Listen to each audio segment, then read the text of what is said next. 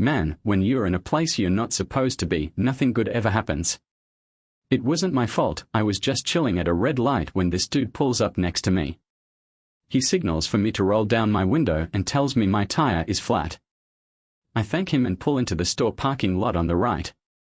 I get out to check and sure enough, there's a pesky screw stuck in my tire, causing it to slowly deflate. Great, just great.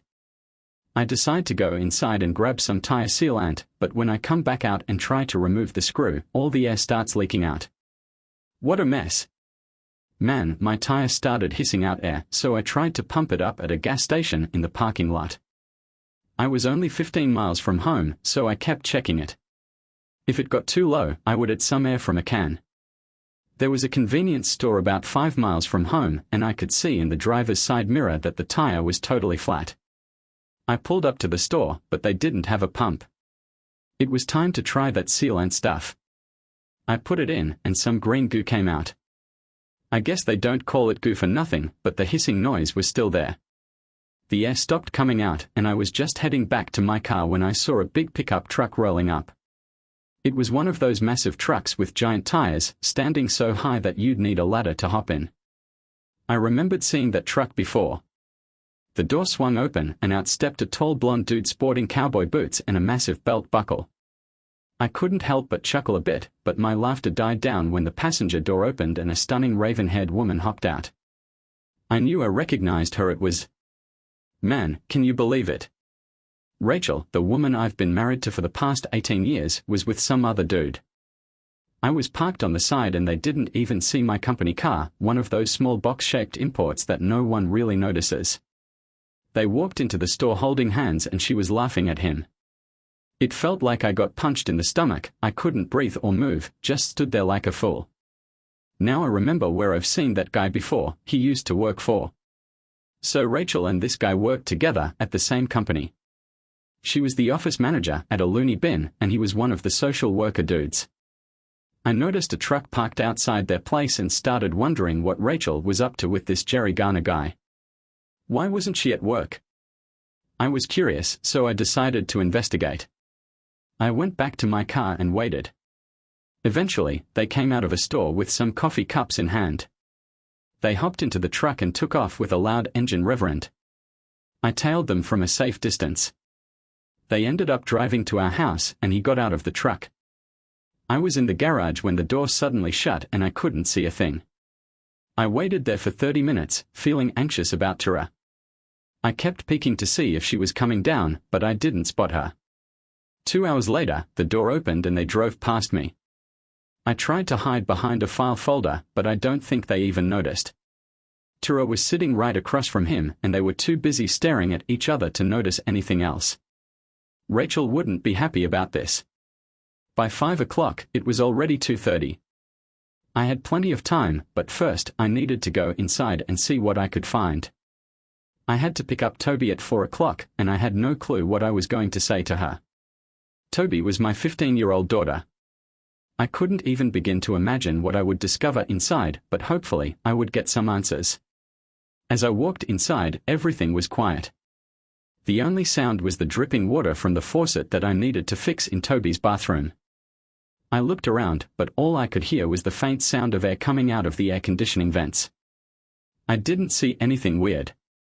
I checked upstairs. The bed was neatly made with fresh sheets. My heart dropped like a rock. I leaned against the wall and slid to the floor, feeling numb. There was only one logical explanation. I must have sat there for like 30 minutes, my mind was all over the place. I couldn't make sense of my thoughts, felt like I was drugged. My stomach started to churn, so I stood up and grabbed a Sprite. I was feeling hot and sweaty, so I went back to the bathroom. I was searching through my stuff for a washcloth, then I wet it in the sink and washed my face with cold water. After that, I felt a bit better, but then I saw that the shower floor was wet. They had showered before heading back to work. I went back to the bedroom and sat on the edge of the bed that my wife and her lover had just been on. I freaked out and realized this was like a crime scene. I had no clue what to do, but I knew I was definitely going to divorce Rachel. It was a done deal, no question about it. I had no clue where to even begin. I didn't know any lawyers and I had no idea what to do next.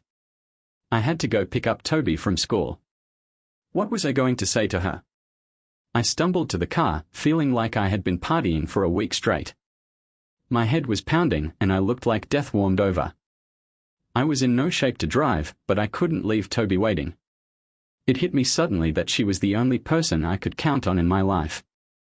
As long as my baby was okay, I was going to figure things out no matter what. I had to think about her as I pulled up in the line of cars. I saw her waiting at the school door and walking towards the car. She was so stunning that it made my heart drop. Toby had her mom's dark, almost Mediterranean hair and skin. Her eyes were the most incredible ones I've ever seen. They looked like they were dark brown with hints of gold and green. The doctor said they were weird, but I've never seen anything like it. She was tall like me with long, dark brown legs.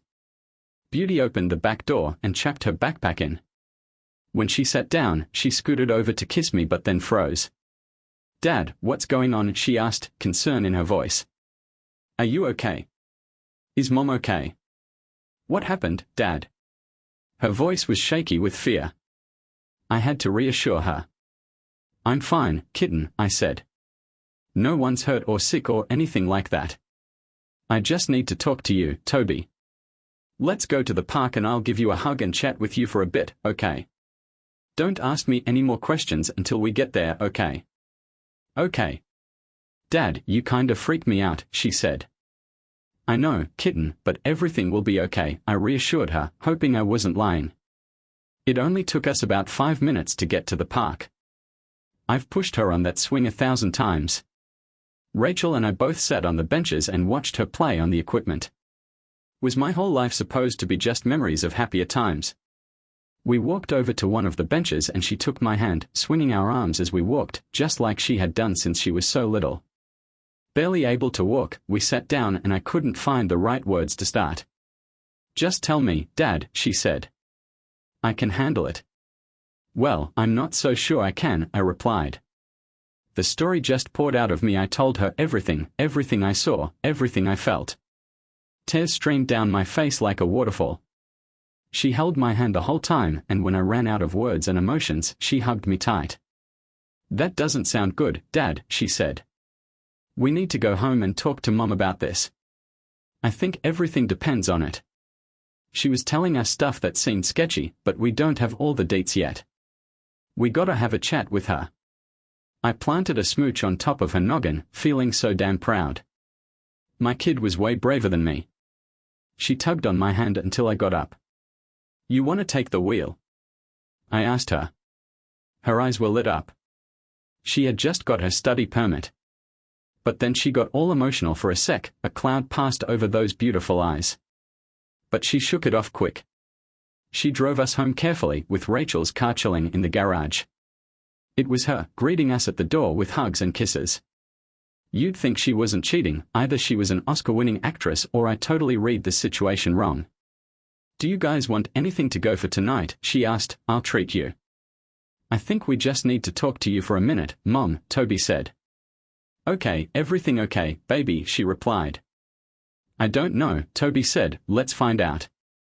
We walked in and I sat down next to Toby on the couch, leaving Rachel in that gross chair she just had to have. "What's going on?" she asked, with no hint of worry on her face. I asked her how her day was and she looked at me funny. She said everything was normal. One of the pharmacy guys brought lunch, but it was hectic and she was busy all day. Toby asked if she was in the office all day and she said yes. Toby then asked if she was with Jerry Garner at home this afternoon and she denied it, getting defensive. I told her I saw her, but she claimed I was mistaken. "Wait, what are you up to?" she stuttered. "He's lying, Toby. I was at the office all day. You can ask Angel." "No, I don't think he's lying, Mom," Toby said. "I think you're the one lying." "I won't ask Angel, she'd cover for you. I might just call David Jones, he's your boss, right? I doubt he'd lie for you." "What's his number?" "He finished his night shift," Rachel said.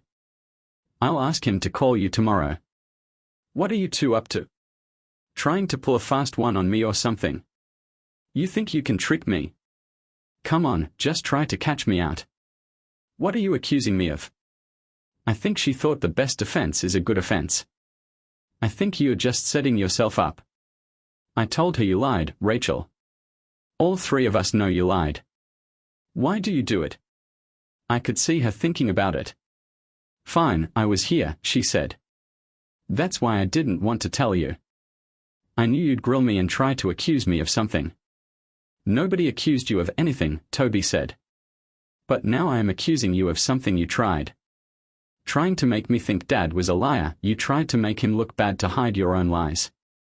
What are you lying about, Mom? Are you cheating on Dad with this jerk you barely know? Rachel asked, why do you call him a jerk? I've only met him twice, Toby replied, the way he stares at me makes me want to shower, but whatever. Are you cheating on Dad with him? Rachel's eyes shifted nervously between us, like a scared animal. I didn't want it to come to this, she finally admitted. I wasn't ready, you weren't ready for what Toby asked. I just fell in love with Jerry, she said, looking at me. I'm sorry, Oliver, it just happened that way, you know. We work very closely together. He was fair. I don't know, he's like the other half of my soul. We just connected and I couldn't help it. We are in love with each other. I was going to tell you when we were ready. As soon as we can both get a divorce, we'll get married. I'm so sorry, I didn't want you to find out about it this way, Toby. Everything. It's gonna be fine, you can still hang with your dad whenever you want. Jerry's got a sweet spot by the lake, and he's got a daughter who's cool with you. We'll be stoked. Are you kidding me, Toby? I ain't gonna put up with this. He'd probably creep into my room at night. You're right, I'll chill with my dad whenever I want, 'cause I'm moving in with him. It's you I won't see again. How could you? She stormed off and went upstairs to her room. I overheard. The lock on her door clicked. Rachel turned and looked at me. Sheck, get through this, she said. Jerry is a really good guy, Oliver. I think you'll like him. I'm sorry, but I need to be happy. Jerry makes me happy, and that's all there is. I just stared at her. Who was this man? It was as if her body had been stolen. I had no intention of arguing or discussing anything with a dangerous, crazy woman. Whatever you say, Rachel, I said. When are you moving? Moving? Should I move out, she said. But I'm not going to. I have nowhere. So, Jerry is hitched and we are stuck until we break the news to his missus. We might all end up splitting up and sorting out the mess before figuring out our next move. Oh, you're packing up? I told her to give you the boot in 3 days. She was shocked. What the heck are you on about? You can't kick me out of my own place. If anything, you should be the one leaving. You're forgetting something. I said this is my house. I had it before I even met you. I paid for it and owned it outright before we tied the knot. Listen, this house ain't a family thing, it's mine. My name's on the papers, not yours. So you gotta move out of my crib. Where am I supposed to go, she asks. I don't give a damn, I tell her.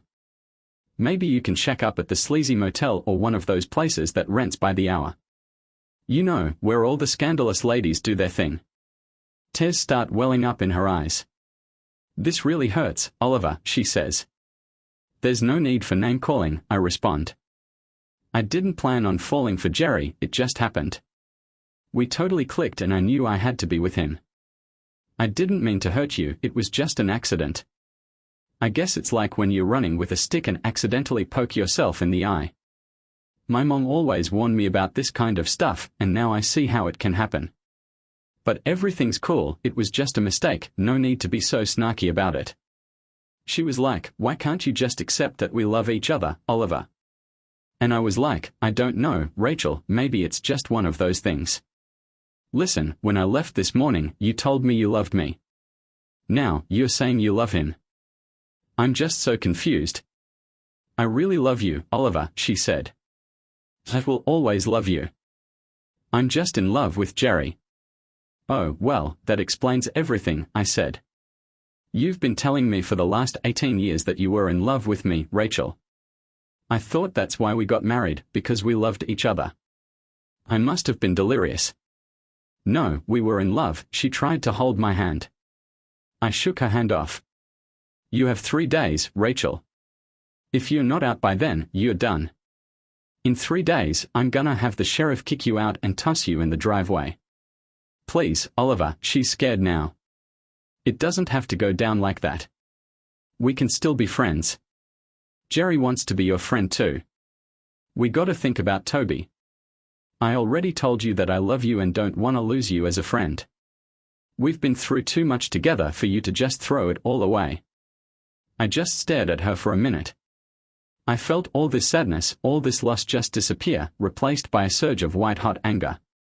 You must be. Rachel, you're absolutely nuts. I can't believe I'm friends with you and that idiot. I don't think you should be hanging out with him. If he sees me, he'll run away as fast as he can. As far as I'm concerned, you're the enemy, Rachel. I'm gonna burn your house down in 3 days and then I never want to see your messy ass again. I'll talk to a lawyer tomorrow so we can get this divorce over with quickly. I walked into the bedroom, leaving her standing there. She was just making noise, following me around talking nonsense about friends while I was moving her stuff to the spare room. She had so many clothes in her closet that I couldn't carry them all, so I just tossed them to her and brought the rest to the spare room. She kept following me, standing there yapping and watching me. But when she went to hang up her clothes, I took the opportunity to sneak away and lock the bedroom door. I heard her walking down the hallway. But then she pulled the handle and left. Toby texted me a few minutes later asking if I was okay. I replied, yes, kitten, and you? She responded, no, but I will be. She said okay and told me she loved me. I sent her a message saying to write to me if she needed anything. I asked if she would take me to school in the morning, but she said she didn't want to be in the car with her. Fine. I climbed into bed and lay there for a few hours trying to figure out what I needed to do. I must have dozed off around 3 o'clock, and then the alarm on my phone went off. I got up, took a shower, and called my boss. I told him I was going through a divorce and needed some time off. He told me to take as much as I needed and pretended to feel sorry about it. I went and made some coffee, had a couple of cups, and made breakfast for Toby and myself. She came down right on time, looking as gorgeous as always, and hungrily ate her breakfast. After a while, Rachel came in and grabbed a cup of coffee. She tried to talk to us, but we ignored her. It was time to take Toby to school, and Rachel asked if she was ready.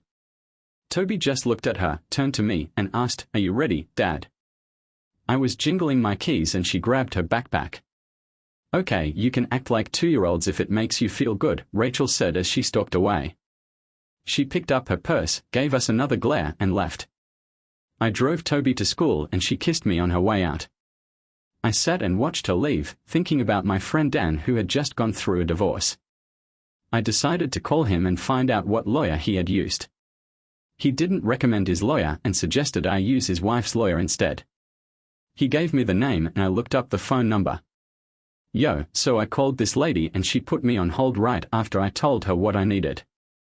Eventually, she agreed to meet up with me that afternoon.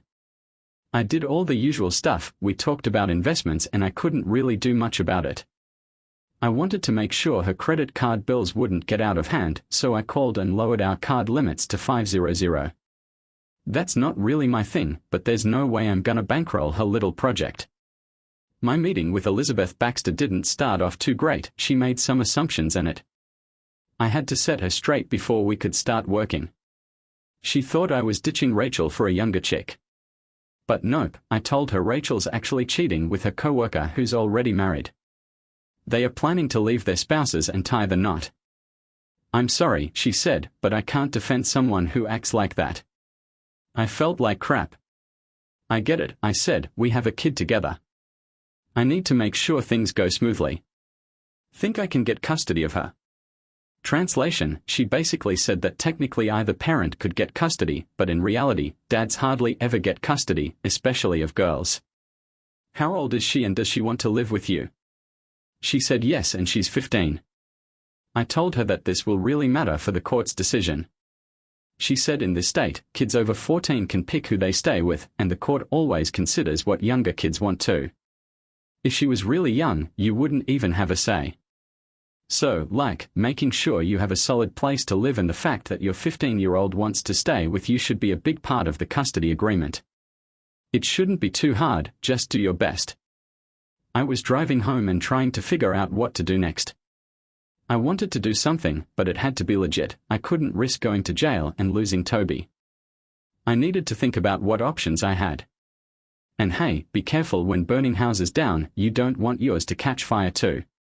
It's a tricky situation. After thinking and planning, I realized that his wife was just as clueless as I was. So, the first thing I needed to do was tell her about it. I figured I should make a list. I was definitely going to tell her family, since Rachel's parents adored me and Toby. But I wasn't sure how to bring it up to them. Making sure all our friends knew what was going on was also important to me. I thought I could create a buzz on social media to keep things interesting for them. This was at the top of my to-do list for sure. So I was messing around on Facebook, using the Messenger a bit, and then I came across some interesting stuff. Turns out Jerry's wife was up to no good too. I took some screenshots, posted a message on Rachel's page pretending we were splitting up because she found her soulmate, Jerry, changed my password, and logged out. It was pretty satisfying. I can't wait to see how long it takes before her friends and family start bombarding her with calls and messages. I hope that jerk Jerry's wife finds out soon. I didn't know her at all and felt kinda bad about dropping the bomb on her, but I figured it's better to be honest than keep her in the dark. So, I called my mom and, unsurprisingly, it didn't go well. She was shocked at first, but then just said she'd talk to Dad and that they'd always be there for me.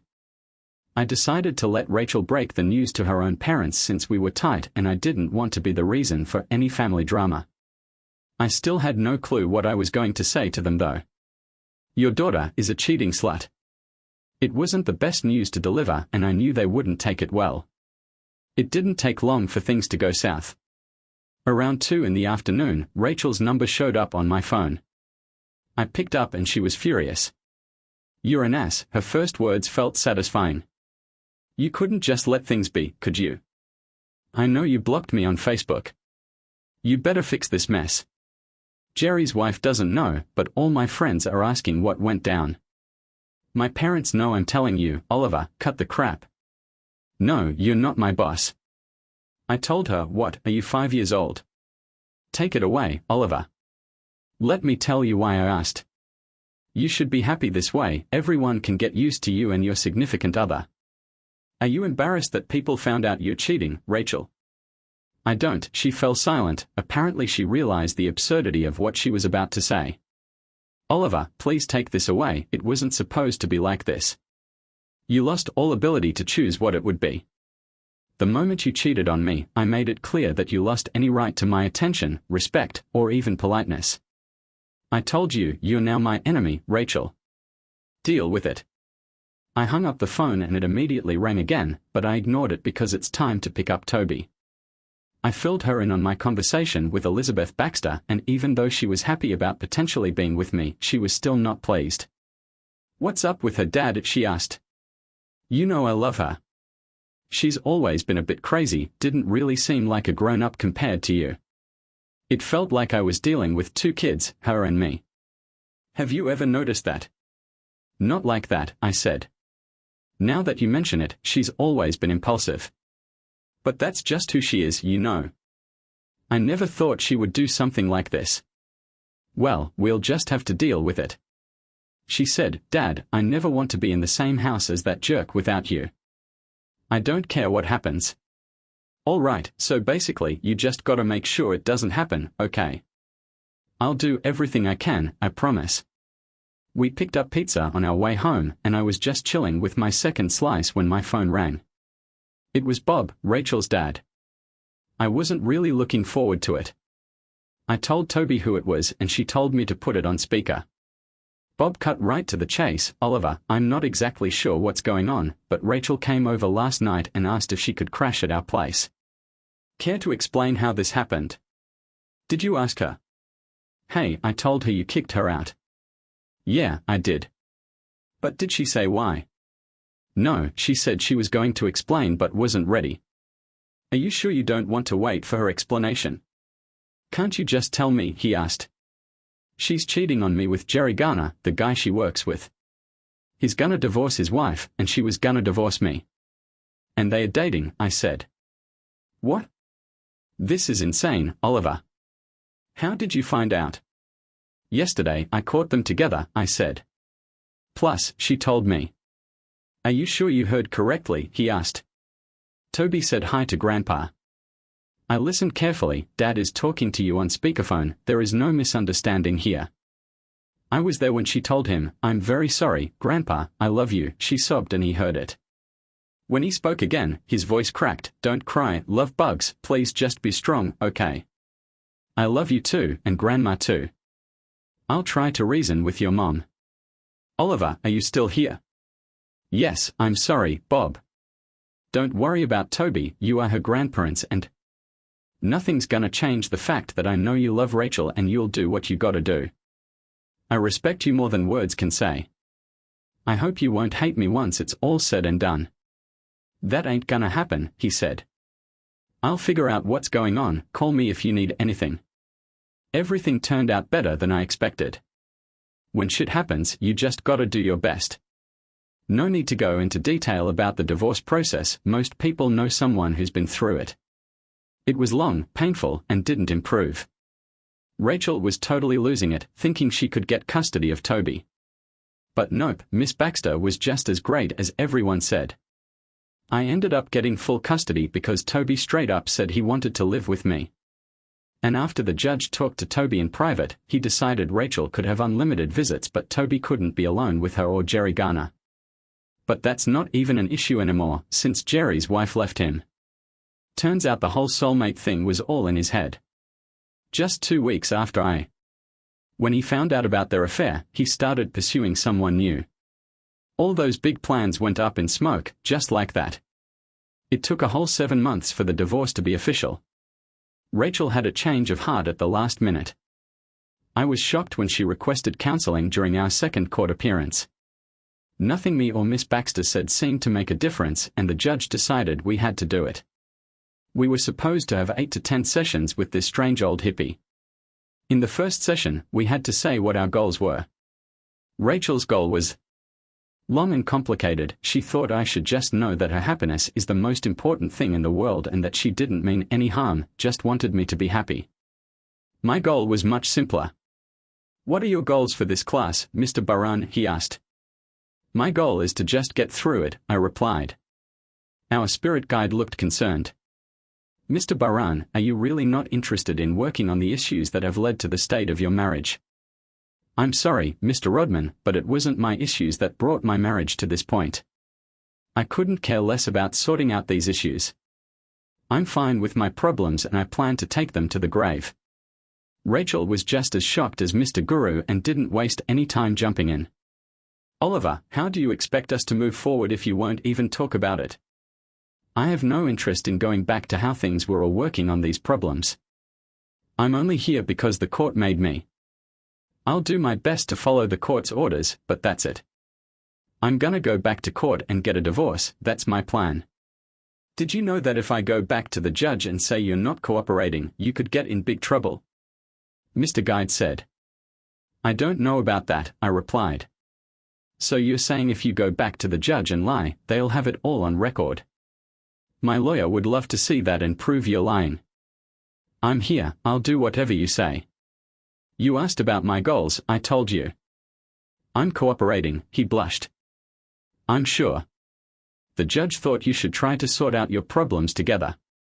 I told him I'm only responsible for myself, not his expectations. He tried to make things more complicated by giving me homework, like spending a lot of time with Rachel. She really tried to convince me to give up on the divorce and work things out. She asked me what it would take for me to let go of the divorce and handle the situation. I just told her to wait for God's help. She wanted me to explain more, but I stayed quiet. What exactly do you mean by action of? Thank God she finally asked. I told her, if you know a way to go back in time and get rid of Jerry, then go for it. Other than that, I don't know anyone who can do that except for God. Have you developed any secret powers you haven't told me about, Rachel? Well, other than your talent for attracting men with your charm. We kept walking, the boring exercise turned into a pointless mantra, and finally it was over. We went back to court and the judge asked if we had made any progress. Yo, no way, my client wants to stay hitched to his wife, Elizabeth, Baxter declared. We need this divorce sorted ASAP. My client and his kid have been dealing with this for a while now. Luckily, the judge must have been on the same page, cause we got the ruling in the mail just 10 days later. Toby still saw her mom a lot cause she was tight with her grandparents. Rachel would try to make plans for them to hang out, but it just wasn't the same. Toby was just chilling with her own crew. Me and my friends, especially this one girl Sabrina, were super close. Sabrina was this little blonde chick who was always hanging out with us. She was adorable, like a cute little kitten, and super sweet. I was stoked to have them around, and they even started inviting me to join in on their activities. One of their favorite things to do was go water skiing. We had a boat, and once summer rolled around, we spent most Saturdays out on the lake. Then one Monday, they asked if we could pack up our van and head to the lake for the weekend, staying until Sunday. Yo, since I didn't have much going on in my social life, I thought this was a solid idea. Toby and Sabrina spent a whole week planning, and on Thursday we packed everything they wanted. Then, on Friday afternoon, a brand new red Jeep Cherokee pulled up in our driveway. Sabrina hopped out, and a woman who looked almost identical to her got out from the driver's side. Toby walked over and practically tackled this unknown woman with a hug. She and Sabrina brought the stranger over to me, and it was obvious she was nervous. Dad, Toby said, this is Julie. She's Sab's friend. Hey, me and my mom know you haven't met her yet, Julia. She extended her hand and said hello, Oliver. The girls have told me so much about you. Thank you for inviting me to come with you this weekend. To be honest, I was a little jealous that they spent so much time with you and not with me. She smiled mischievously at me and I immediately understood why her daughter was so cute. I looked at Toby and she gave me a glare. My knees were shaking and I knew when to give in. The shaking intensified as I looked at her. So, I was chatting with the girls and Julie gave me a look like this is gonna be good. I was like, it's gonna be epic. Julie was speechless, as usual. We always have a blast together. She ain't dumb, she looked at me, then at the girls, then back at me. Oh my God, she said. You had no clue, did you girls? Before she could say another word, she was swarmed with hugs, kisses, and pleas. Mom, don't even stress, we'll have a blast, Sabrina reassured her. It's all good, Julie, Dad's gonna love you just as much as I do, and is awesome, Toby chimed in. Just look at how he's holding on to her, he added. All right, you'll go chill on the porch while I go chat with Oliver, she said, as she pulled herself away from them. They hesitated a bit, but then took her words seriously and scurried off. I'm really sorry, Oliver. I had no clue, she apologized. I'm gonna take the blame and bounce. She'll be grounded for a month. Ooh, this is so awkward. She looks so tiny and embarrassed. I stepped up and gave her a hug. She was tense at first, but then relaxed. Yeah, it's embarrassing, I reassured her. They were being real naughty, but we got this. Don't worry about them, it's all good. Let me guess, you're single. She looked up at me and laughed, she was so cute. Nah, that's not true. Do you think that's what it's all about? I'm pretty sure. That's the issue. You've packed your stuff, cleared your weekend, the lake is gonna be awesome. I'm not a jerk, you know that from talking to Toby. Let's go along with it, it'll be fun. We can make some changes, what do you think? She stepped back, looked at the excited faces of the girls and... I was like, hell yeah, let's do this, and I gave them a thumbs up. They got up and ran over to join us. I heard Toby running all excitedly, but I stopped them and put one under each armpit. Girls, that wasn't cool, I said. Sabs looked up at me and giggled in her best Skeletor voice, I'm not good. It cracked us all up and I couldn't keep going, they were just too adorable and innocent. We know what you're up to, I told them. Cut it out, I'm serious. You can't just beat around the bush trying to make other people's day. Life's better now, yeah, but I really love Jules and I didn't know how to bring you into that, Toby complained. Well, you could have just told me, I said. She looked a little sad. It's okay, kitten, just don't do it again, I said. She immediately perked up. Sabs pulled my hand. Let's go, I can't wait. It's gonna be awesome, Oliver, you'll see, Julia laughed. I think that's about all that's really cool, Oliver, she said. She's right, though. We are losing daylight. We took 2 bags out of her Jeep and climbed inside. We tied up the boat and, after we filled up with gas, we hit the road and drove for about half an hour to the lake. Julie sat up front next to me, while the girls in the back started playing some awful music through their Bluetooth. We chatted and got to know each other better. Turns out, Julie runs her own insurance company and is also a financial planner. I couldn't help but notice how cute she was when I glanced over at her while we were talking. I thought to myself, Subs would look just like her at Julie's age. She actually looked a lot younger than me, and it turns out she's 3 years younger. She was younger, maybe around 5 feet tall, with light brown hair down to her lower back and a nice tan. She had big brown eyes, high cheekbones, and a cute little heart-shaped face. She also had a bump on her forehead. She was wearing jeans and a button-down top, but she was slim and graceful. I didn't want to tease her, so I didn't really pay much attention to her until we got to the lake. We had permission to park the boat, then the van. They made me wait outside while they changed clothes. So, while they were getting changed, I turned on the water. Once they were done, I went in and got changed into my swim trunks and t-shirt. We were all set, so we grabbed a cooler full of drinks and hit the road. We drove a few miles down to the lake and they were all ready to go skiing. They took off their long t-shirts and the girls were their usual awkward selves, except for Julia. She was on a whole other level, there was nothing awkward about her. I mean, I always said she was slim, but she was actually tiny. She was a real woman. When she turned to watch the girls leave through the back door, I almost lost my mind. Man, that bikini really showed off her amazing booty. It was small, round, and firm, sticking out like a shelf. She turned around and caught my eye, just smiling and winking at me. Her boobs were small, but anything bigger would have looked weird on her. They looked just right on her. She was perfection in a tiny package. Her smile made everything better. Her teeth were perfect too. I laughed and said, "Now you know what you look like, Julie." I'm a man. She came and sat next to me, chatting and keeping an eye on the girls at the same time. Spent 3 hours skiing and Julie was killing it. She was driving the boat like a pro when it was my turn, and she was killing it at that too. I wasn't as good as her or the other girls, physics just wasn't on my side. But I held my own. We headed back to the park and they changed into their robes. The van had a 6 stove, but the girls wanted to cook outside.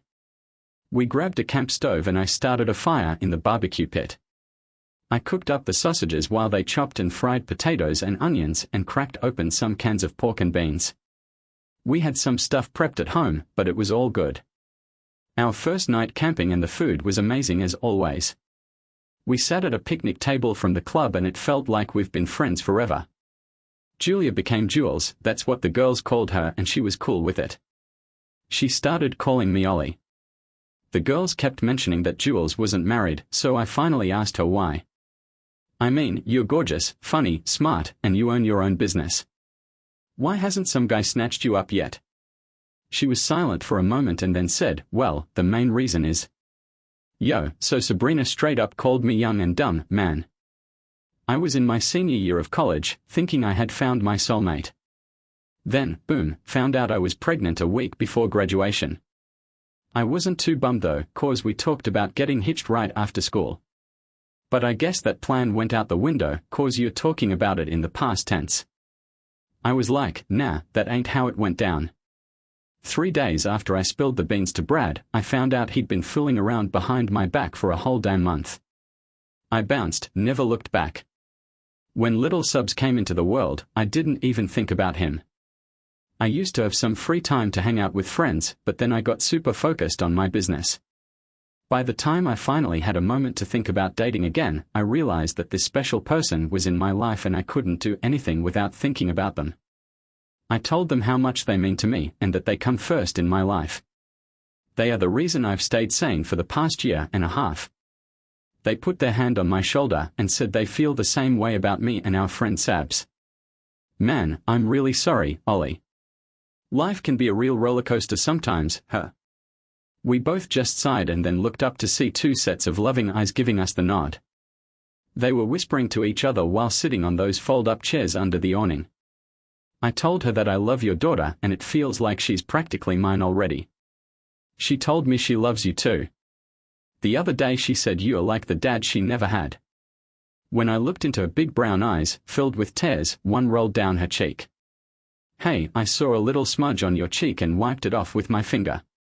You're a great girl. I think your mom must be amazing to have raised you. She's also really brave to do it all on her own. She smiled through her tears, gave me a kiss on the cheek, and went to hang out with the other girls. We had an awesome weekend, and as she was getting ready to leave, I went up to her window and asked, "Hey, would you want to go out with me next Friday?" She squealed with excitement and gave me a dazzling smile. Hey, what time should we meet for dinner tonight? And then we can do something else. Sound good? Oh, can Toby hang out with Subs while we're out? It sounds like a good idea, right? She kissed me on the cheek and they left. Toby was waiting for me at the entrance. She asked, "Did you ask her out on a date? Did you kiss her?" I hugged her and playfully smacked her butt. "Yes, I did, and it's none of your business." She squealed, making the same sound Subs made. I knew it. She's perfect for you, Dad.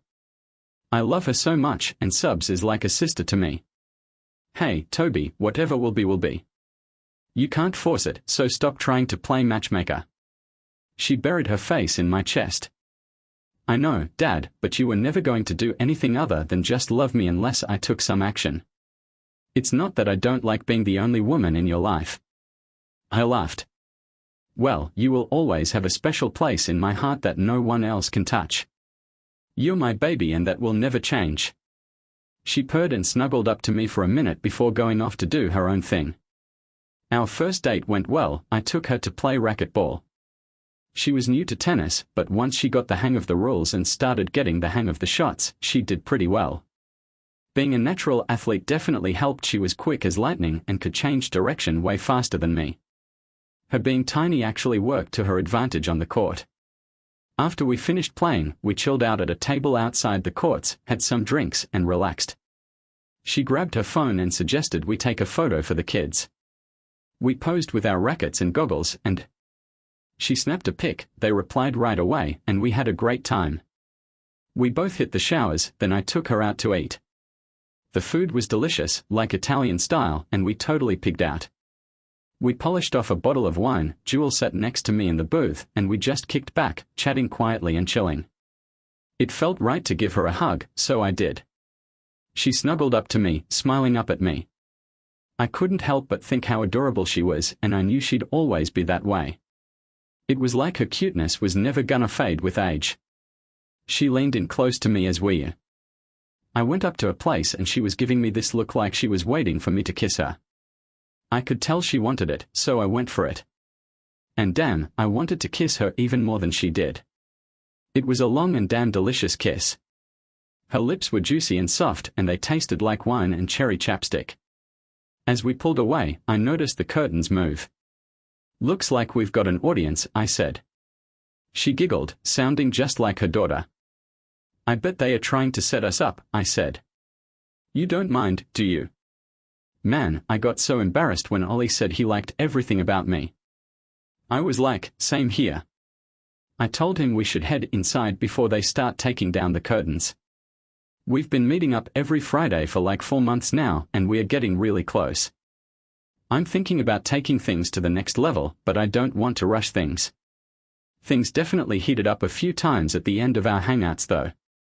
I also realized that I enjoy having her as a friend just as much as I enjoy having her as a girlfriend. We are always chatting on the phone, sending each other funny stuff or just a quick text. Me and Julius used to chat all the time, sharing things we saw or heard that we knew would make each other laugh. We got super close and knew everything about each other's lives. We started having dinner together every Tuesday, just chilling, playing games. I even started to love Julius almost as much as her mom. They were so alike, you could hardly tell them apart. Sure, there were some differences, but they were both total charmers.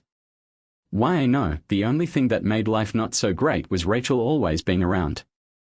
She's still in Toby's life, so that means she's in mine too, whether I like it or not. Honestly, I can't stand her. Every time she comes to get Toby or I have to drop her off at her grandparents', she tries to chat with me.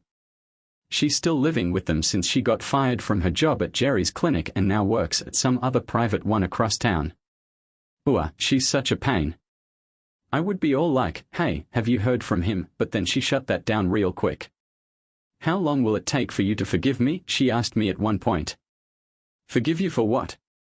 She asked. I don't think you did anything wrong. Not once did I hear, I'm sorry, Oliver. I was wrong. Or, I'm sorry that I tried to make Toby think you were a liar. I'm sorry that I tried to turn her against you, tried to screw you over in the divorce. And what's even worse is that I never heard, I'm sorry I cheated. So, I found out that she hooked up with that loser without telling you. I didn't even hear about it at the time. She couldn't own up to what she did. I didn't know what forgiving her would really mean. I made peace with it, but I didn't forget. I didn't want to waste any time being upset about it. People have the right to make dumb decisions, like getting a divorce, ditching you, or ending a friendship. You just gotta accept it and move on. People do messed up stuff all the time, especially in the heat of the moment. I wanted to teach those two backstabbers a lesson, but I realized that their punishment was just being stuck with themselves. I decided to focus on being true to myself and leaving all the lies and deceit behind to live my best life. Rachel was miserable and I wanted nothing but the best for poor Jerry, but I had to let karma handle them. I walked away from the drama and she got even more upset when she found out I was seeing Jules. I dropped off Toby at her parents' place and called it quits. Last night, she came out to the car and confronted me. She said she heard I was dating the mom of one of Toy's friends. I just stared at her. She asked if it was true and if it was any of her business. I replied, damn it, it's not like that. She got mad and snapped, I'm your wife and I deserve to know. I told her, you're not my wife, you found your soulmate and it wasn't me, remember? And then, we got a divorce. My business is no longer your business and vice versa. Back off, Rachel, don't meddle in my life. Stop sticking your nose in my business. When I walked away, steam was coming out of my ears. This person just wouldn't leave me alone. I told Toby what happened and she was just as pissed off as I was. After that, I took Toby to a grandparents' house and Rachel brought her to our place. Now, either Bob or Cindy's grandparents will come to our house to pick her up from now on. This has really helped reduce a lot of stress in my life. On the 7-month anniversary of our trip to the lake, I took Jules out with me. We went to a nice restaurant and then hit up a club. She only had a few beers here and there, or just a sip. She has 2 kids, but that night she surprised me by ordering a second one. I raised an eyebrow and she chuckled, saying, I'm feeling wild and crazy tonight, huh? I replied, you're always perfect. She asked, do you really think so, Ollie? She tilted her head, as she always does, and said, I think you're pretty perfect too. Then I asked, if I'm so perfect, why didn't you invite me to stay the night? I must have looked scared because she laughed and asked, haven't you even thought about it? I quickly collected myself and said, maybe. Hey, so ever since that first day on the yacht when I saw you in that bikini, I can't stop thinking about you. When we started dating, I knew you were something special and I didn't want to rush things or freak you out. But then you were like, you won't scare me away, and I was like, say less. I told the girls not to wait for me, so here we are. And then I was just like, let's bounce, Jules. You want to crash at my place tonight? She blushed, took my hand, and let me lead her away. Man, her feet were killing her, she practically melted into me as we walked out.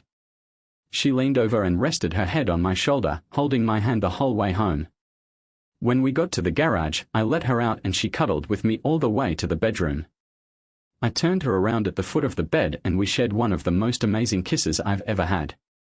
It felt like it went on forever.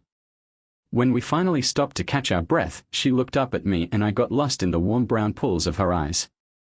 She wrapped her arms around my neck and stared into my eyes, saying, let's make love, Oliver. She admitted she was a bit nervous, but I reassured her, I love you, Julie Barnes. You know that, right?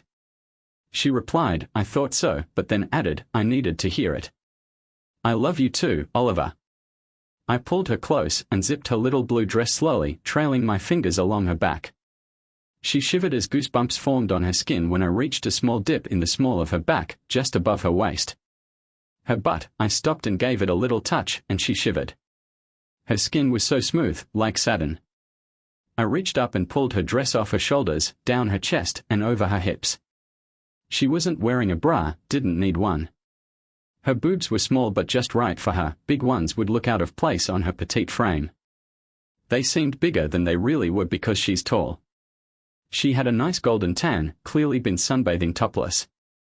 I turned her around and sat on the bed, holding her at arm's length. I couldn't take my eyes off her. She was perfect in every way, wearing cute little blue lace panties like a sexy doll. I pulled her close, feeling the softness of her belly and grabbing onto her amazing ass. It was everything I had ever dreamed of, round, firm, and smooth. I couldn't wait to strip down and feel her skin against mine. When I was left in just my shorts, I picked her up like she weighed nothing, probably not even 100 pounds. I picked her up and put her in bed, wrapped my arms around her, and gently laid her down. We started embracing each other passionately, and she ended up naked in my bed, looking like a sexy angel with her blonde hair spread out like a halo on the pillow. I tried to get a closer look and taste, but she stopped me and said, "Wait, Oliver, I'm ready and I'm on fire for you." It had been so long since we were together, and she said she needed me. I didn't argue, I was already naked, and she gasped as I. "Damn, Oli, you should have seen my junk. Take it slow, baby. I've never experienced anything like that before. How many times have you done this?" I whispered to her. 3, she muttered, but never like this. At first, we were getting to know each other and taking it slow, but then things started speeding up and getting louder. Her whole body was moving, and I found myself in the best sex of my life. She was so active and athletic, putting everything she had into it, just like everything else in her life. I knew her wouldn't last long, and that was fine by me. She was all worked up, and just when I couldn't hold it in any longer, I felt the tension in her body reach its peak and explode. She let out a hoarse squeal and pressed herself against me, screaming out her passion as I also reached my peak with her. It felt like I was pouring my soul into her. We swayed and moved together, finally slowing down and stopping. I leaned over her, supporting some of my weight on my elbows, and we kissed for what seemed like hours, whispering about our love. I've never been softer than in that moment. After catching my breath, we started the dance of love. We fell asleep in each other's arms with passion, and we made love twice that night. Once I initiated it, and the other time it was her. The next morning, I woke up lying on my back with an angel half on top of me. Her hair covered us, and her cheek was resting in the hollow of my shoulder. I watched her lazily while she slept, playing with her hair until she opened her eyes. She pressed herself against me and whispered, "My place is here, Ollie." I remembered saying, "Would you like to wake up here every morning?" She opened her eyes and looked at me, asking, "You mean like living together?" "Hey babe, will you marry me?" Julie Barnes asked, holding up her left hand and wiggling her fingers. "Nope," she said, shaking her head. "Something's missing." "Hold that thought," I said, getting out of bed. "I can hold this thought," she replied, "but I really need to pee so bad." I laughed and playfully smacked her butt, making her squeal. "Go then, we'll meet back here," I said as she ran off like a naked fairy. I made my way down to my office, stopping to use the bathroom myself. I grabbed what I needed and continued on. Hey, so I left for a bit, and when I came back, she was all cozied up under the blanket. I snuggled in next to her and grabbed her left hand. When I looked into her eyes, all I saw was love. "Just Julie, will you marry me?" I put the ring on her finger, even though it was too big and needed resizing. "But for now, it'll do." She picked it up and examined it, saying, "This is amazing. It looks old. Where did you get it?" I explained that I got it at an auction about a month ago.